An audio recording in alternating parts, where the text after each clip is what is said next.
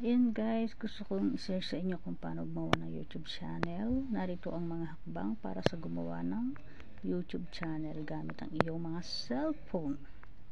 Una sa lahat, kailangan nyo po mag-download ng YouTube apps. Sigurado naman lahat kayo meron nun, diba?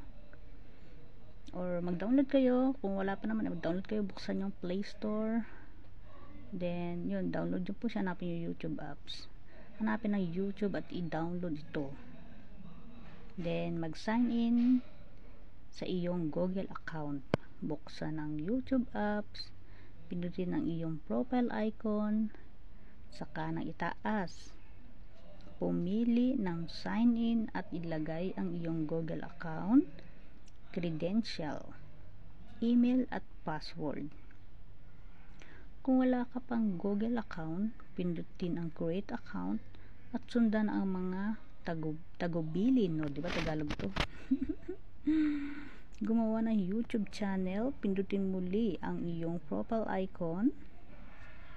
Pero guys, advice ko sa inyo ay mas maganda yung Gmail nyo is yung talagang sa inyo, ha?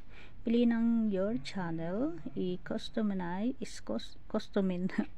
ang iyong channel, lagyan ng name, pangalan ng iyong channel, kung ano gusto mong lagay, profile picture, mag-upload ng larawan kung nais, pindutin ang create channel para matapos. Ayun, ganun lang po siya kadali, napaka-easy.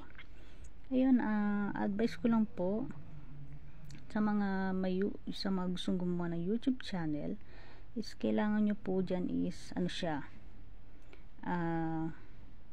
yung Gmail nyo is kailangan number nyo yung nasa Pilipinas, para kasi uwi naman tayo kahit sa abroad tayo, umuwi tayo, kailangan yung sa Pilipinas yung number nyo. Then lahat ng information nyo nandun, yun talagang legit. Kasi guys, pag na-monetize kayo, hihingin niya yung information nyo, yung sa bank account, kasi pagsasahod, ganun po. Kaya parang hindi kayo magkalit-luluto. Kasi sa larangan ko sa YouTube channel is may mga kaibigan ako na demonetize sila dahil sa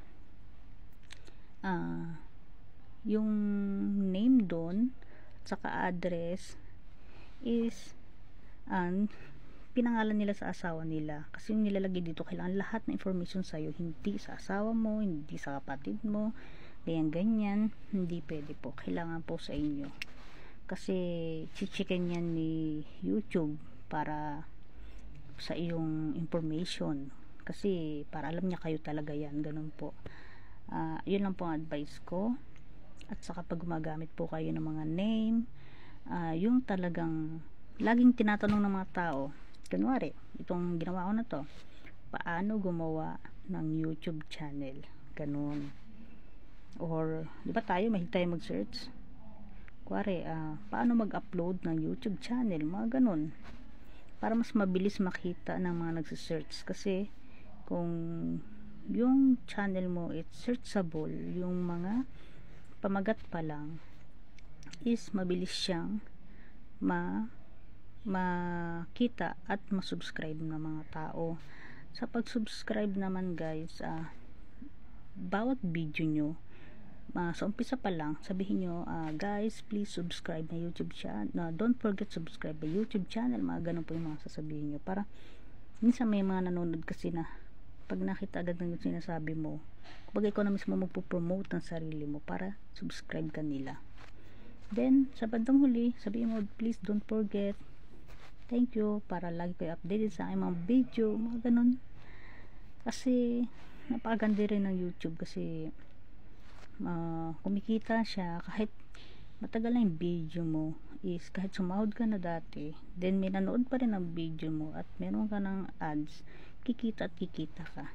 Ganun po siya.